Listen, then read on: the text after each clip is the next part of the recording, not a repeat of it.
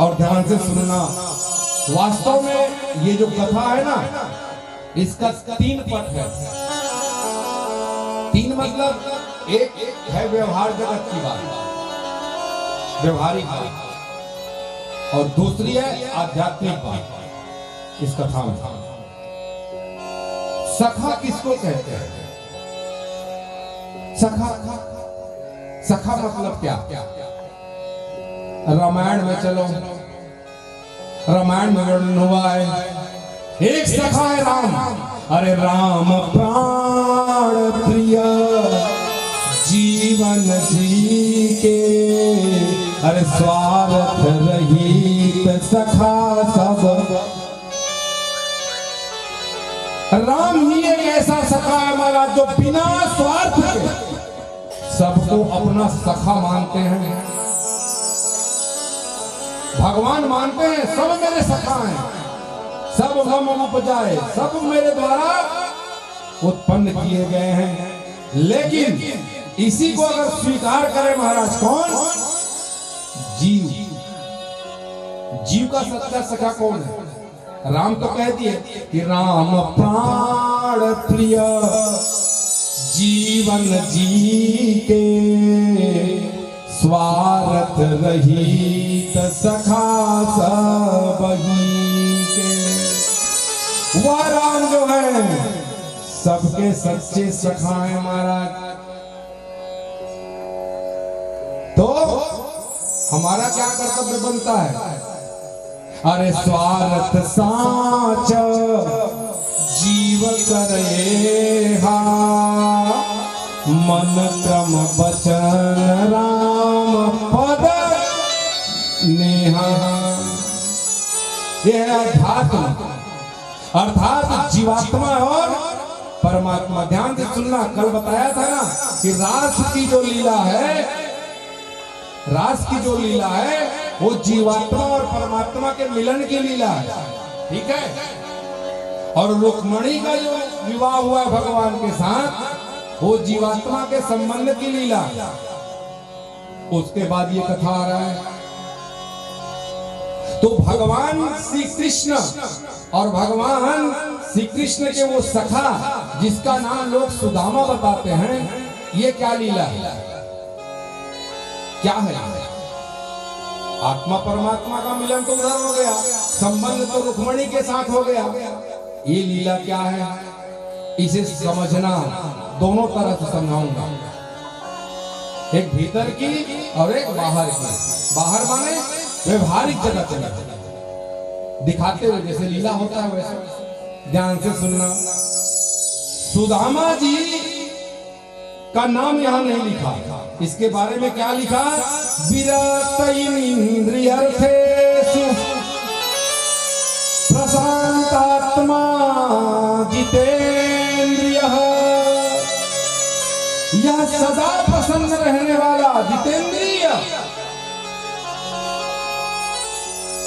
जिसको किसी प्रकार की अभिलाषा नहीं है। अब इसकी एक पत्नी है, ध्यान से सुनना, इसका नाम है सुशीला। नाम को पकड़ते हुए चलना। भटके का लगित बता दे, महिला कार्टून 10 कथा तक के तुम्हें एकदम हंसवाए वाले समझना। अभी थोड़ा सा भूमिका समझ लो।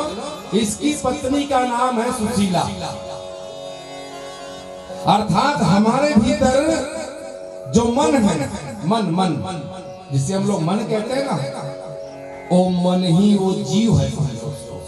मन क्या है? वो जीवात्मा है। और सुशीला मतलब बुद्धि। पत्नी को बुद्धि कहा गया है। पत्नी को क्या कहा गया है? बुद्धि। एक दिन उस जीवात्मा को बुद्धि जो है वो प्रेरित करती है, वो प्रेरित करती है। जैसे सुदामा ब्राह्मण को उसकी पत्नी सुशीला प्रेरित करती है और कहती है, स्वामी आप उससे मिलने के लिए क्यों नहीं जाते? क्योंकि हमने सुना है, हमने सुना है कि जो भगत के कल्याण करने के लिए जिनका जन्म हुआ है ना, अरे भगत का निज सारण हारे, सो प्रभु सुनियत मित्र तुम्हारे। व्यवहारिक जगत की यह पत्नी कहती है, महाराज जगत के कल्याण करने के लिए द्वारकापुरी में जो बैठा है वो आपका मित्र है, और हमारे भीतर जो मन है, राम प्राण प्रिय जीवन जी के, स्वार्थ रहित सखा सब ही के। यही बात तो बोल रही है। आपका कर्तव्य है स्वामी, स्वार्थ साथ जीव कर यहाँ, मन क्रम वचन राम पद नेहा। जैसे जीव का सच्चा कर्म है कि स्वार्थ रहित होकर के वो भी परमात्मा से प्रेम कर, जैसे परमात्मा कर रहे हैं, वही बात क्या कह रही है। स्वामी आप उससे मिलने क्यों नहीं जाते? लेकिन आप ये मत समझना, ऐसो मत समझो मन माही, अर्धन कारण हम भेजत हर पाही। हम आपको धन के लिए भेज रहे हैं, आप ऐसा मत समझना।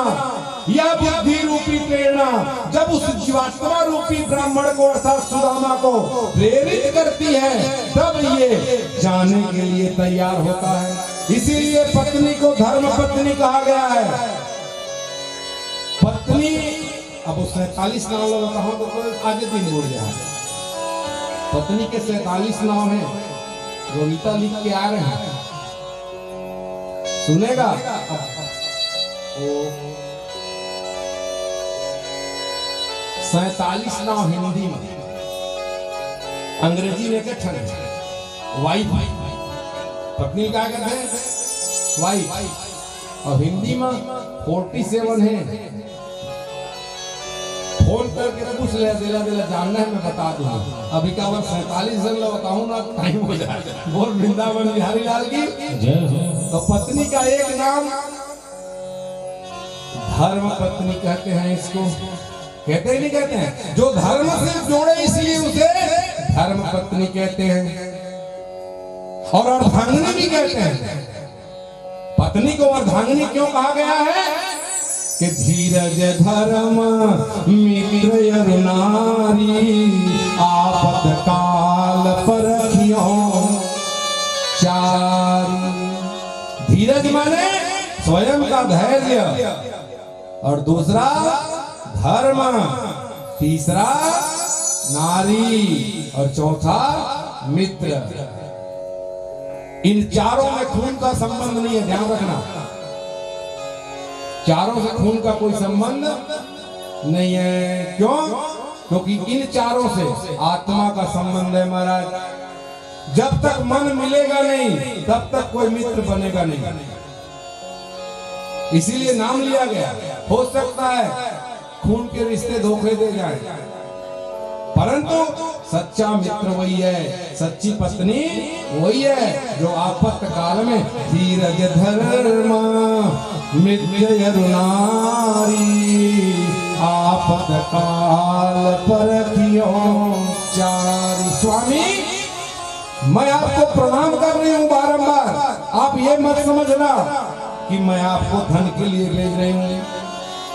अगर धन के लिए भेजना होता तो 80 वर्ष तक आपके साथ क्यों रहती? सुदामा जी महाराज जो है ना, बुढ़ापे में गए हैं। बुढ़ापे में भगवान का पूरा विवाह हो गया था, भगवान के पूरे बच्चे हो गए थे। वो भी कब? जब पत्नी कहती है तब, अर्थात बुद्धि की प्रेरणा से ही ये जीवात्मा जो है भगवान के पथ में जाने के लिए तैयार होता है। और लौकिक कथा, सुदामा कहता है कि मैं कैसे जाऊं? अरे हम तो उचित प्रिया यह नाही, खाली हाथ जाय गुरु के यहाँ, श्रेष्ठ के यहाँ, वंदनी के यहाँ, भगवान के यहाँ कभी भी खाली हाथ नहीं जाना चाहिए। अंत में एक पुष्प रख लो, तुलसी दल रख लो, खाली हाथ नहीं जाया जा सकता। तो बोले कैसे जाऊं? मितान के यहाँ जाऊं, ना नालई का मांगी चॉकलेट लाइस का खा, तो कैसे करूं? कुछ तो दे दे। तो बोले चिंता मत कर, या चित्वा चतुरो मुष्टि विभ्रान पृथक तंडुला। यह सुशीला जो है महाराज जाती है, 4 घर से 4 मुट्ठी चावल लाती है। ए बुद्धि का काम, एक घर से नहीं। अगर वो एक घर में कहती ना तो उसको 2 किलो चावल मिल जाता, परंतु नहीं, 4 घर से 4 मुट्ठी चावल लेके आती है, ताकि भगवान समझ जाए कि हमारे घर 1 मुट्ठी चावल नहीं है। महाराज विवेक के द्वारा बिना बोले कैसे समझाया जाता है। अब बोले ठीक है, अब जाने के लिए तैयार हूं।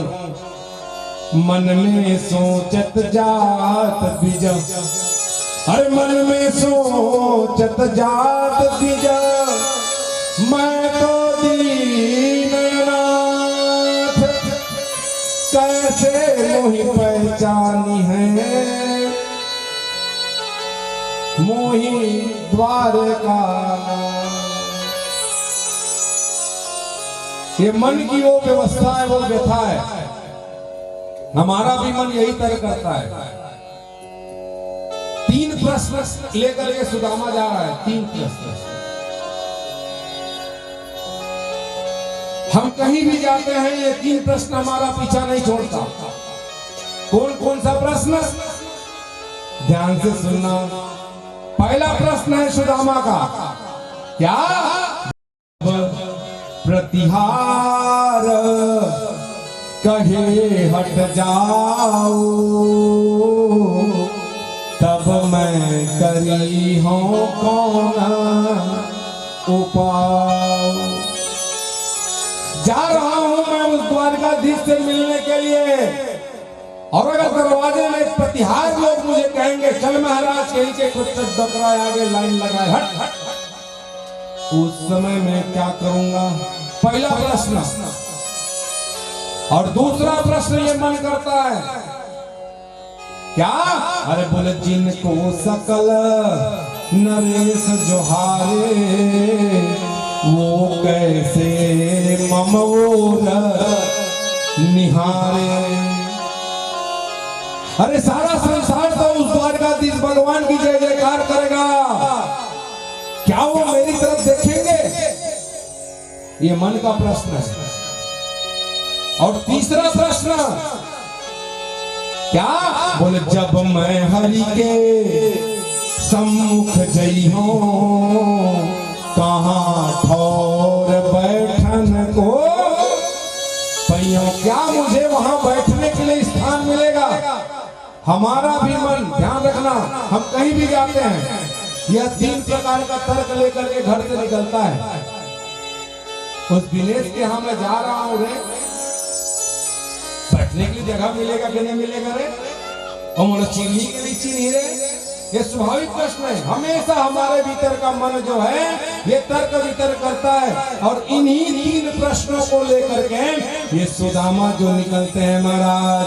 मन में सोचत जात ब्रिज, मैं तो दीननाथ कैसे कर पहचानी है, मोहि द्वारका।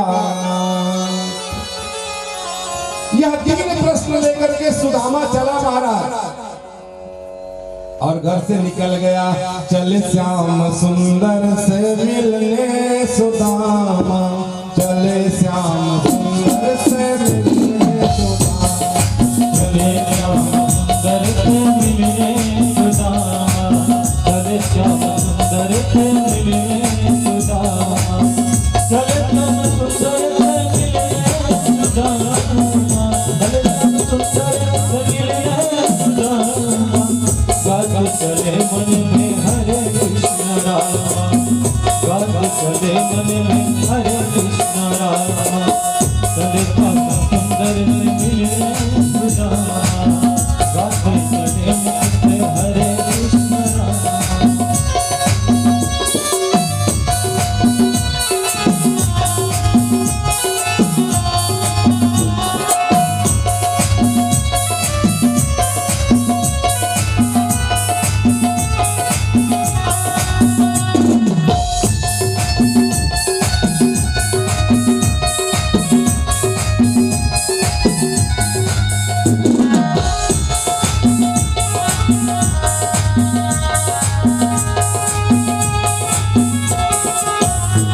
पहुंचे तो दिखाई क्या दिया?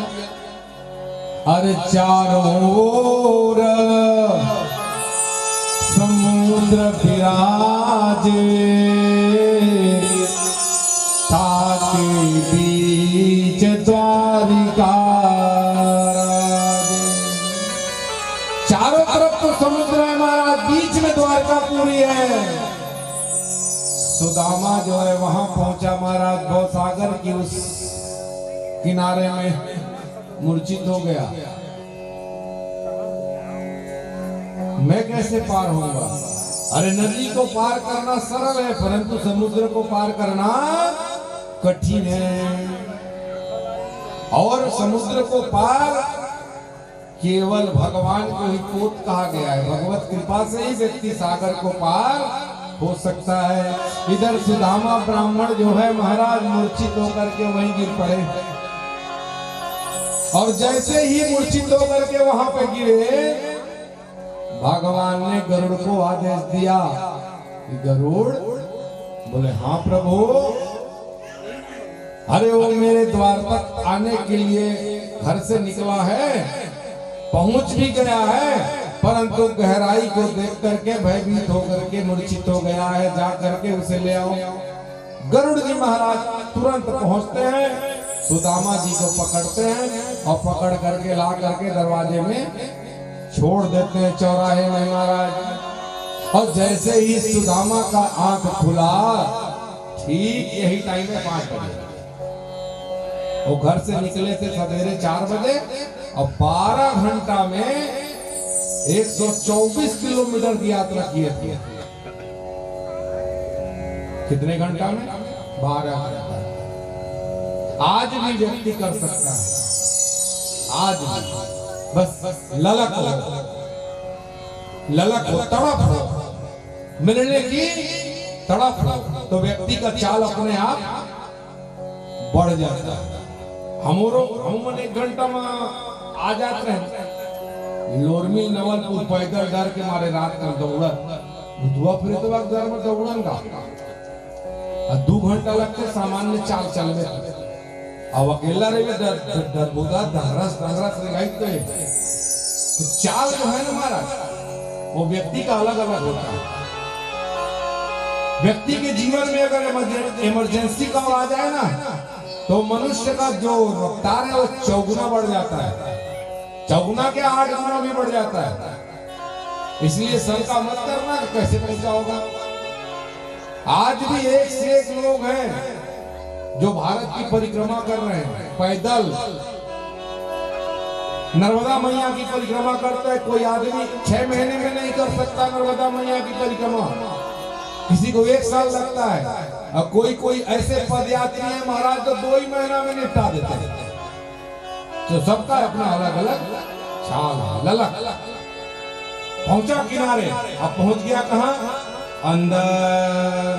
अंदर जब पहुंचे तो देखने लगे वन उपवन लखी सुंदर बागा, द्विज के मन उपजुआ। लगता है मैं द्वारकापुरी में आ गया। बड़ा बड़ा भवन दिखाई दे रहा है, भयो चकित चित लखी भवन, शोभा वर्णि न जाय, 3 भुवन शोभा मनो रही भवन में छाय। मगन हो गया महाराज, और मगन होकर के कहता है द्वारपालों से, भैया यहाँ बोल, कहां से आए हो महाराज? आपको हम प्रणाम करते हैं। कौन काज इतते पगधारो, और महाराज कहना तुम्हारो। ये सुदामा जो है अपने मन को कोसने लगा। अरे दुष्ट मन, यही प्रश्न लेकर के आया था, जब प्रतिहार कहे हट जाऊं, तब मैं करी हूं कौन वो पाओ। ये मन जो है हमेशा व्यक्ति का मन तर्क वितर्क करता है, जैसे सुदामा का कर रहा है। सुदामा का पहला जो प्रश्न है महाराज, वो यहीं पर समाप्त हो गया। क्यों? क्योंकि यहाँ भगवान श्री कृष्ण के द्वारपाल जो हैं, दोनों हाथ को जोड़ करके प्रणाम कर रहे हैं। कौन काज इतते पगधायो, महाराज कहनामा सुनायो। पहला प्रश्न समाप्त। क्योंकि प्रतिहारों के बारे में प्रश्न लेकर ले गया था ना, वहां मैं जाऊंगा, प्रतिहार लोग ऐसा कहेंगे तो मैं क्या करूंगा। ये प्रश्न डिलीट हो गया, उसका समाप्त। और कहने लगा, सुनो भैया, मैं कृष्ण का मित्र हूं, पोरबंदर से आया हूं। कहां से? पोरबंदर से। अच्छा, हाँ हाँ, तो ऐसा करो ना, जाके बता दो तुम्हारे द्वारकाधीश प्रभु को कि सुदामा नामक ब्राह्मण जो है मिलने के लिए आया है। बोले ठीक है। द्वारपाल गया महाराज, और द्वारपाल जा करके भगवान से कहते हैं, द्वारकाधीश की, द्वारकाधीश की, द्वारकाधीश की, हे प्रभु, शीस पगा नहीं तनु छगा,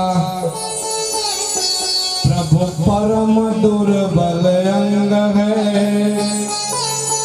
डूबती फटी धोती लटी लकटी न करयति संग है, नहीं पगन मन ही मगन मन ही, रूप मानो अनंग है, कहे बार बार पुकार कान्हा, पढ़ो हमारे संग है। हे द्वारकाधीश प्रभु, एक ब्राह्मण आया है और वो कह रहा है कि मैं कन्हैया के साथ पढ़ा हूं। तो भगवान कई सैसना तो मोर संकट को पढ़े, बोल वृंदावन बिहारी लाल की जय। यही भर थोड़े पढ़े आया। अरे कक्षा में तो बहुत जन रहेगा, क्लास फेल होगा, सब जन थोड़े दोस्त और मित्र हो जाए। सुदामा दरवाजा में खड़े खड़े कदे द्वारपाल 20 मिनट हो गए आए यार, 5 बजे के आए हैं, 5:20 हो गए यार। मोला तो लगते खबर मोर नाव बतातीस ना तो भगवान नहीं रुकतीस। मोला तो लगते वो जिन गे है ना, इन हम मोर नाव नहीं बताइस।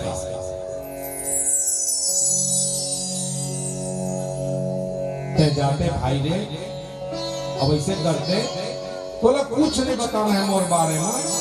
टोपी पहरे एक नहीं पहरे है, चप्पल पहरे एक नहीं पहरे है, लाठी धरे एक नहीं धरे है, अंग में कपड़ा पहरे एक नहीं पहरे है, तोला कुछ नहीं बताना है। तोला केवल ये बताना है कि सुदामा आए। अब दूसरा गई, दूसरा का कहते, बोले द्वार खड़ो तुझ दुर्बल एक, द्वार खड़ो तुझ दुर्बल एक, रहो जकी शोभा सुधाय अभिरामा, पूछत दीन दयाल को धाम, बतावत आपनो नाम सुदामा, पूछत दीन दयाल को धाम, बतावत आपन नाम सुदामा। जैसे ही भगवान द्वारकाधीश के कानों में सुदामा का नाम पड़ा महाराज, भगवान को ये भान नहीं रहा कि मैं राजा हूं। भगवान को ये भान नहीं रहा कि मैं राजा हूं, मैं दरबार में बैठा हूं। भगवान तत्काल दौड़े महाराज, और जाकर के भगवान क्या करते हैं, बोले गए लिपट गही कोमल चरना, यहुलास कही जात न बरना, हर फुलक शरीर भरे जल नैना, गद गद कंठन निकसत बैना। वह द्वारकाधीश प्रभु परमपिता परमात्मा जगत के पालन करने वाले परमपिता परमेश्वर उस गरीब ब्राह्मण के चरणों में गिर गए और भगवान कहते हैं, मित्र इतने दिनों के बाद आप आए हो। अरे राम राम राम राम राम राम। जब इस स्थिति को सुदामा देखता है तो सुदामा अपने मन को कहता है, अरे दुष्ट मन, तो इसके बारे में सोच रहा था कि जिसको सकल नरेश जोहारे वो कैसे मम ओर। ये दूसरा प्रश्न है महाराज, ये प्रश्न भी उसका समाप्त हो गया। क्यों? क्योंकि गए लिपट गही कोमल चरणा, अहिलास कही जातन वर्णा। भगवान उसके चरणों में गिर गए। सुदामा अपने आप को कोसने लगा, अरे दुष्टमन, तू इसके बारे में ऐसे सोच रहा था। अब भगवान सुंदर गले लगते हैं और भगवान खांदा में हाथ डालते हैं, बोले बार बार पूछत कुशलाता, इतने दिनन कहाँ थे ब्राता। हे मेरे मित्र, मेरे यार, मेरे सखा, मेरे दोस्त, इतने दिन तक कहाँ थे। अस कहत बारंबार कान्हा, प्यार कर द्विजराज से, सकुचत सुदामा मन ही मन, नहीं कह सकत कछुलाज से। सब देव घर से सुमन बर से, देखी गति ब्रजराज की, धन धन मिलाप स्नेह पूर्ण, धनी घड़ी है आज की। देवताओं ने उनके ऊपर पुष्पों की वर्षा की। भगवान गले से लगा करके ले गए द्विज को पकड़ कर, मंदिर माही मुरारी, राज रानी 16 सहस चकित भई निहारी। उस दरबार में महाराज भगवान की जितने रानियां थी, पटरानियां थी, ये सब से सब व्याकुल हो गए। अरे को यह दुर्बल दीन भिखारी, और ले गए मोहन भवन मझारी। अरे कौन है ये दीनहीन ब्राह्मण? ऐसे इसने कौन सा पुण्य किया है जिसे भगवान अपने गले से लगा करके खांधों में हाथ डाल करके ले जा रहे हैं, पूछते पूछते। अरे सोच करे आठों पटरानी, अब विधि की गति कछु जानी जानत नहीं। ये आठों पटरानियां सोच करती हैं कि महाराज विधि की गति को नहीं जानता। अब इसका तीसरा प्रश्न बाकी है। कौन सा प्रश्न? बोले जब मैं हरि के सम्मुख गई हूँ, कहाँ ठौर बैठन को पैया। क्या मुझे वहां जाऊंगा तो बैठने के लिए स्थान मिलेगा? ये तीसरा प्रश्न है उसका। दो प्रश्न तो समाप्त हो गया, दोनों में भगवान पास हो गए। सुदामा का मन जो है उन दोनों प्रश्नों में फेल हो गया महाराज, क्योंकि मन करके ही करता है। अब तीसरा प्रश्न का उत्तर मिलेगा, जब मैं हरि के सम्मुख जइयो, कहाँ ठौर बैठन को पैयो। अब भगवान उसको ले जा रहे हैं महाराज। भगवान जो है उसको ले जा रहे हैं आगे, और मणिमंडित चौकी अभिरामा, और तहाँ बैठा रे कृष्ण सुदामा, तहाँ बैठा रे कृष्ण सुदामा।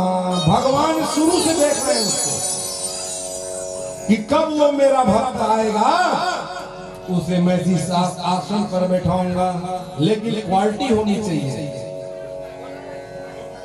राम प्राण प्रिय जीवन जी के, अरे स्वार्थ रहित सखा सब। वो सभी के सखा है महाराज, परंतु कोई कोई पहुंचता है सुदामा की तरह जो हो जाए। कैसे? बोले स्वार्थ साचा जीव कर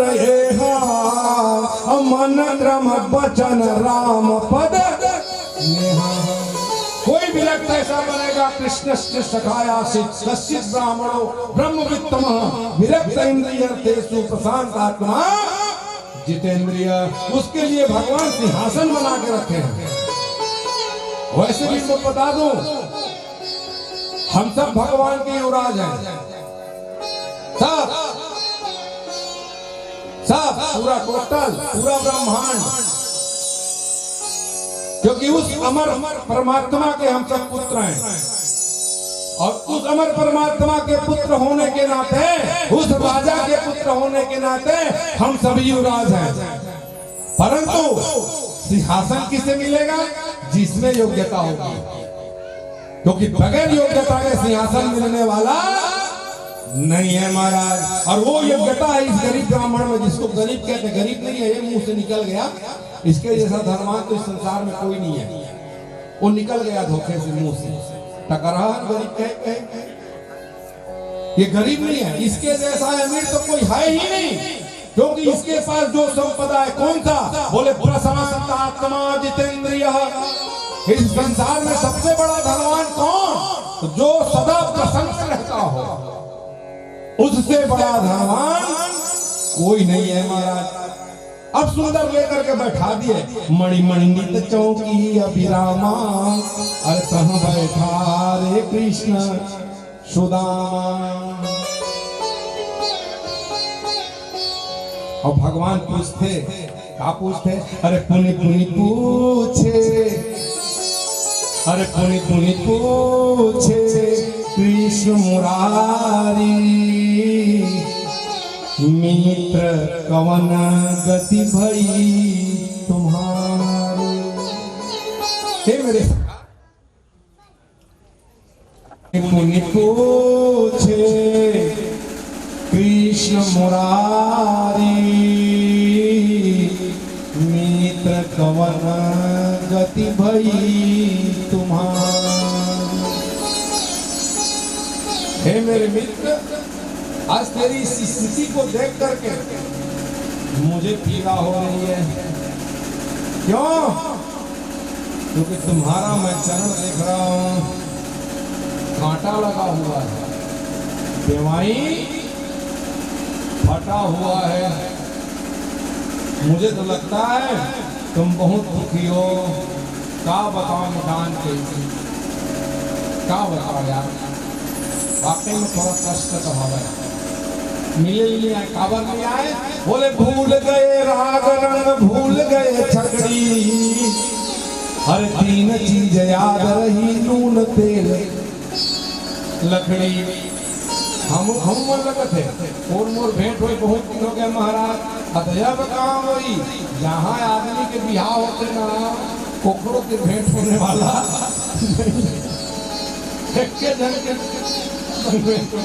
नियम मोरे बस संसार के नियम। कोई करना, भूल गए राग रंग, भूल गए छकड़ी, और तीन चीज याद रही, नून तेल लकड़ी।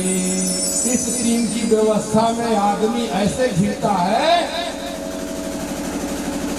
कि उसे समय नहीं मिलता। इसीलिए मित्र नहीं आ पाया था।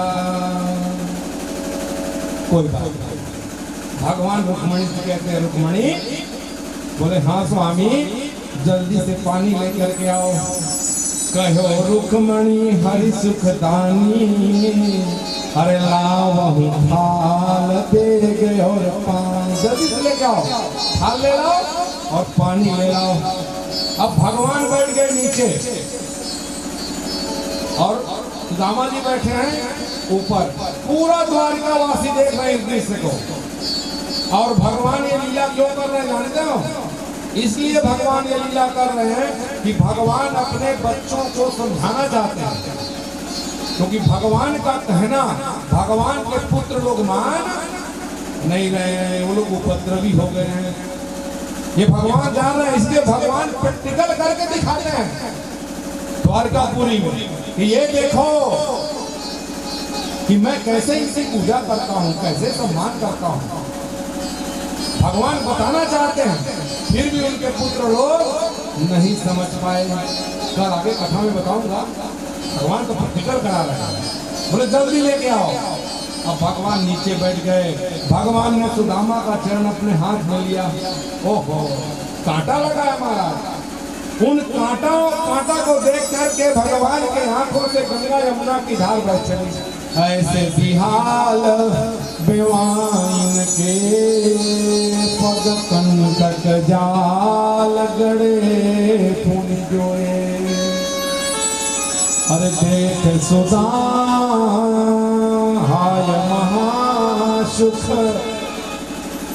पायो सखा तुम हाय महादुख पायो सखा तुम आए इते न किते दिन रोए।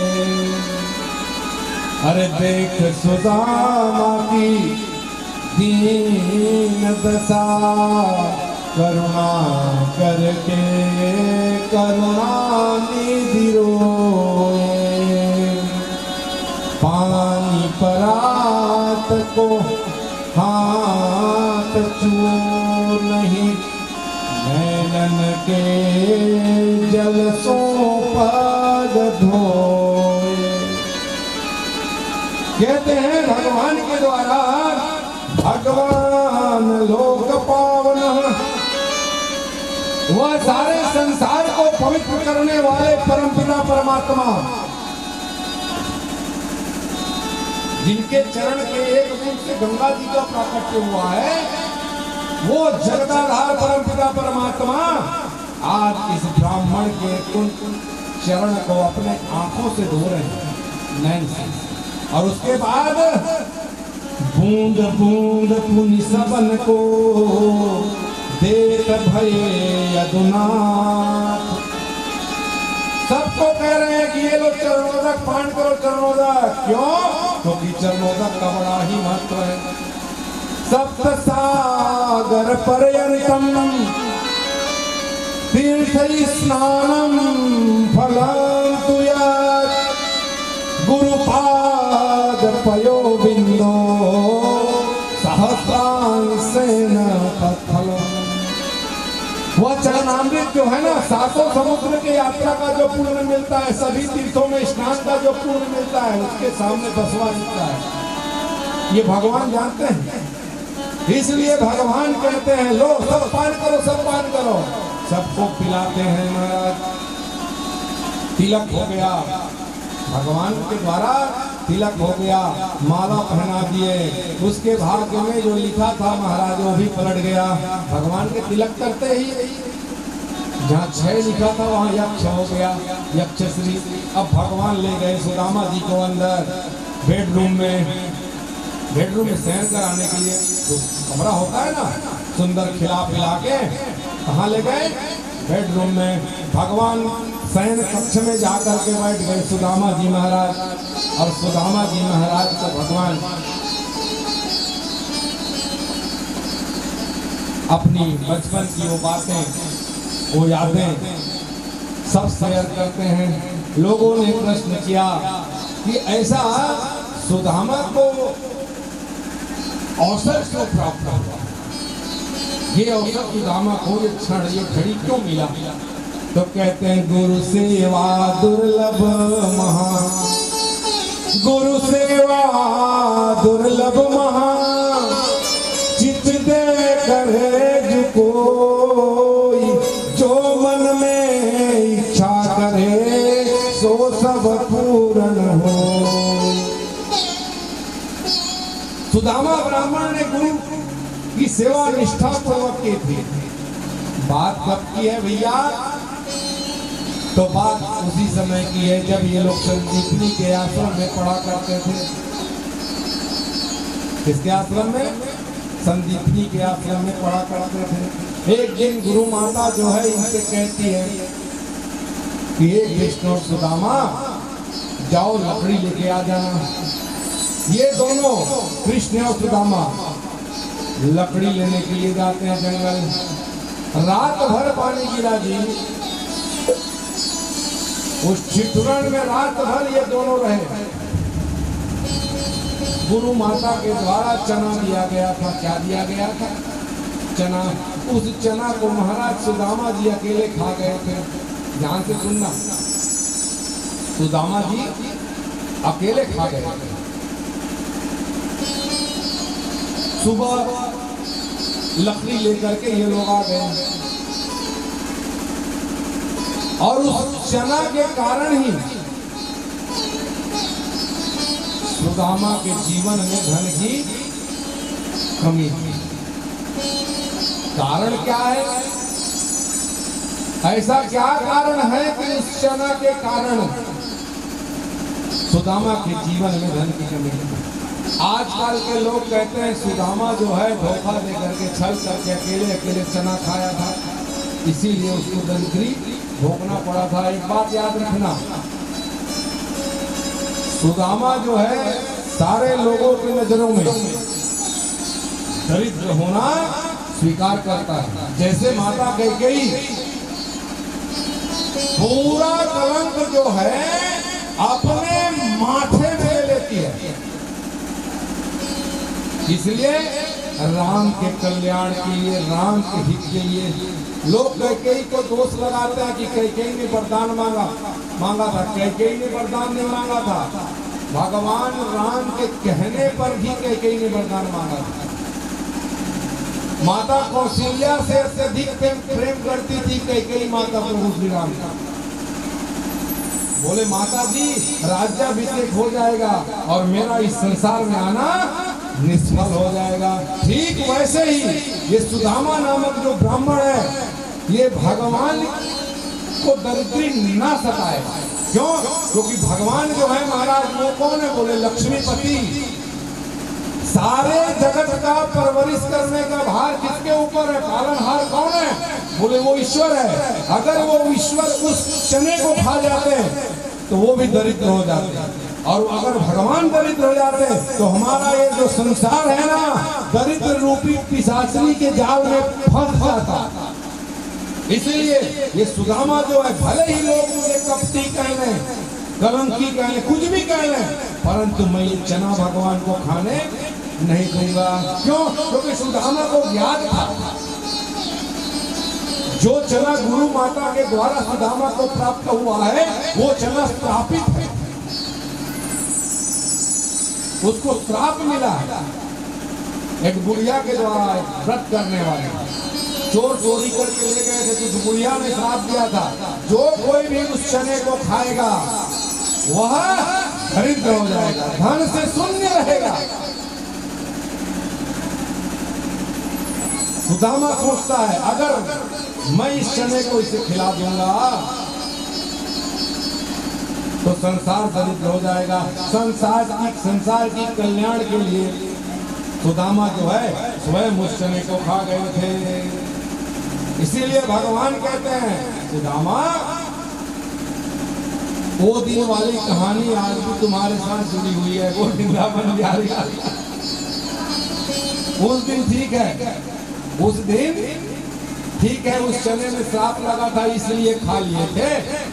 आज क्या लगा है? वो वृंदावन बिहारी लाल की आज क्या लगा है? अभी तक इतना टाइम हो गया, मेरे यहाँ का पूरा भोजन भाजन सब कर लिए, लेकिन तुम्हारे यहाँ का अभी तक हमको कुछ नहीं मिला।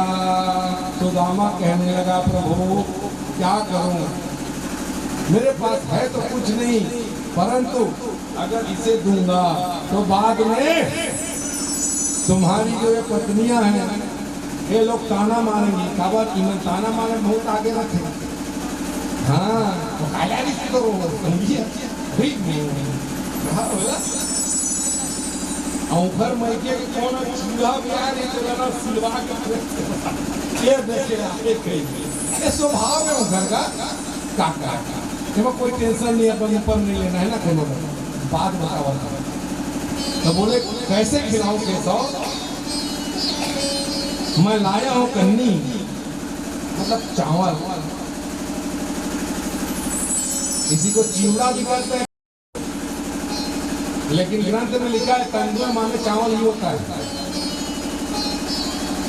तो कब परसों ना दोपहर के जब वो मैया पूजा पारी आते तो तंदुल नहीं कहते हैं, तो तंदुल माने चावल ही होते लिखा है।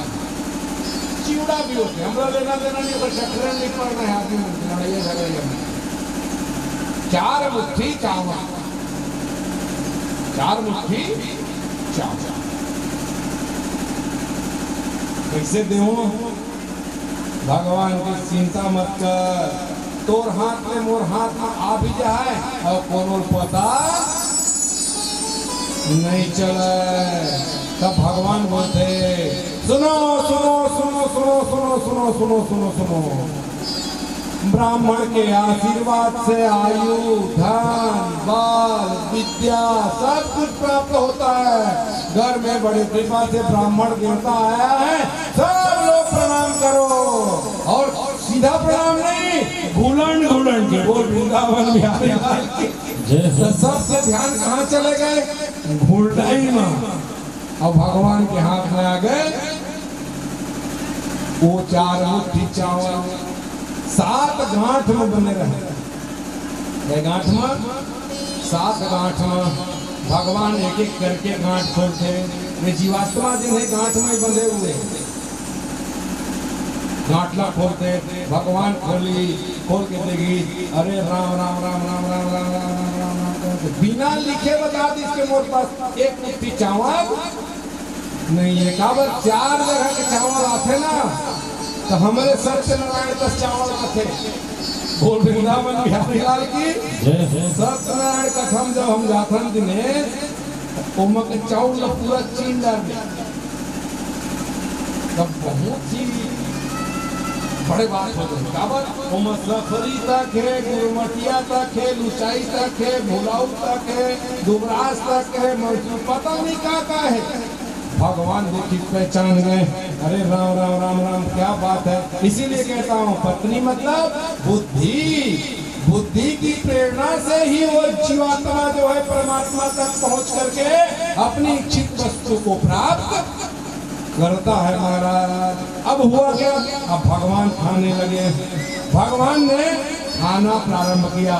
जैसे ही भगवान खाते हैं, माता रुक्मणी जो है बोले, हाथ गहे प्रभु को कमला, कहे नाथ कहाँ तुमने चितधारी, अरे तंदुल खाय मुठी 2 दिन कियो तुमने दूलो का बिहारी। हे प्रभु, आपने ये खा करके ब्राह्मण देवता को तो दे दिया धरती का साम्राज्य, परंतु क्या अपने घर का भी मालिक किसे बनाओगे? भगवान कहते हैं ये क्या कर दिया रुक्मणी, क्यों रस में विष भाम कियो, अब और न खान दियो एक। हे रुक्मणी याद कर, अगर वो ब्राह्मण देवता पत्र लेकर के नहीं आता तो आज तू मेरी अर्धांगिनी नहीं होती। उसी ब्राह्मण की कृपा से आज तू मेरी अर्धांगिनी है।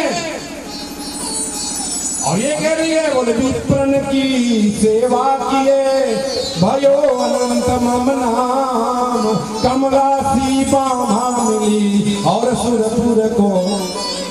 हाँ फिर भी महाराज मैं ऊपर से थोड़े कहा थोड़ा हम लोग प्रसाद मिल जाए से किसी कहें। हम बोल वृंदावन बिहारी लाल की। अब भगवान जिन्हें सुंदर पर तिलक कर दी, सुदामा जी बिहनिया हुई, अपन वही चीरा वाले धोतिया जहाँ पर सास दे रहेगा, पिवरी घर वाले पहली अपन घर डर लेंगी ना बने करे मेरे कहा था मांगा ले मरब भरिया रे, बने नहीं मांगे रे घर। हाँ तो दत्ती होती, बने नहीं मांगे कुछूला, बने नहीं मांगे कुछूला, ऐसे कहा था इस महाराज। और यहाँ आके देखते और घरे गाया थे। बोल वृंदावन बिहारी लाल की घर गाया। जैसे आज का गाँव में ना जहाँ आदमी नीची ने तो प्रधानमंत्री रोजगार योजना चला थे, झकाझक घरे घर बना तो घरे द्वार बदल गए, एकरो बदल गए। देखी कहाँ गए मोर घर, अरे भलो गयो हरि को मिलन, अरे जानी पाछली प्रीत, अरे ईद तो खोई ब्राह्मणी उत खोई परती। अरे सारा संसार मोला भीख मांगे लगे रीत के भीख तो पानी और यह महाराज जी रहते न गायब हो गए बोल वृंदावन का। अरे गायब नहीं हो हम महाराज, ये तोरे घरे बंगला बन के रात भर ऐसे कही आए हमारे घरे ये सब पूछा। बोले हाँ धन्य है वो परमात्मा ला। अरे तंदुल मिलत नहीं एक दिन के भवन कंचन किए, जिन पगन को नहीं सुबरथ गज है बरे, नहीं छानी पर यो भूसता को धाम कंचन के किए। प्रभु जयति जयति कृपालु आनंद कंद श्री कमलावरे। ऐसे कृपालु परमात्मा को बारंबार प्रणाम करना चाहिए। यह चरित्र अद्भुत महान कहे सुने जो को रहे सदा आनंदमया, कबहू दरिद्री न हो। कर्मयोगी राजा परीक्षित श्री सुखदेव स्वामी कहते हैं राधन इस प्रकार से जो कोई भी व्यक्ति, ये हो गया 41वां श्लोक 81 अध्याय का 41वां श्लोक। 2 अध्याय में है सुदामा जी का चरित्र, 80 और 81, केवल 2 अध्याय में। क्या कहते हैं सुखदेव स्वामी?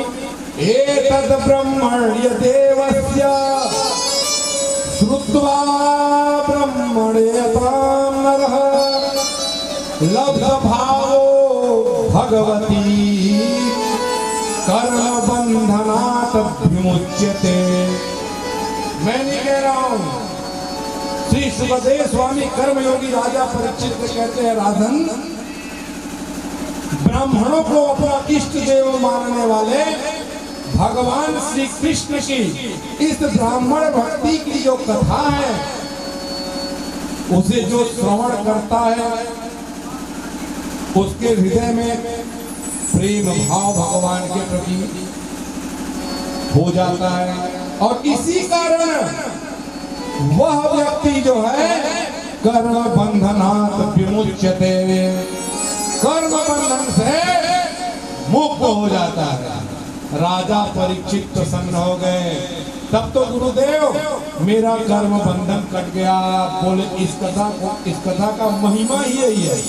इस कथा का फलश्रुति क्या है कि इसे श्रवण करने से कर्म बंधन कटता है, और जो जिस आदमी को विश्वास होगा उसका कटेगा, और जिसको नहीं है वो बेचारा गीता को लेकर बैठा रहेगा, मरता रहेगा।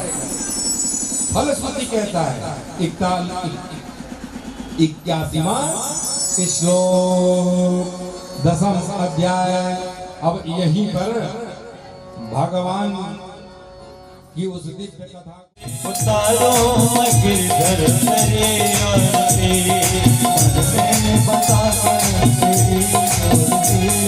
उतारो गिरधर तेरी आरती, तेरी आरती गिरधर तेरी आरती, तेरी आरती श्याम तेरी आरती, तेरी आरती गिरधर तेरी आरती, तेरी आरती श्याम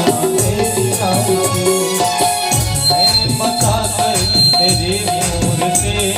उतारो गिरधर तेरे आरती, मैंने बता कर तेरे मूर्ति। उतारो गिरधर तेरे आरती।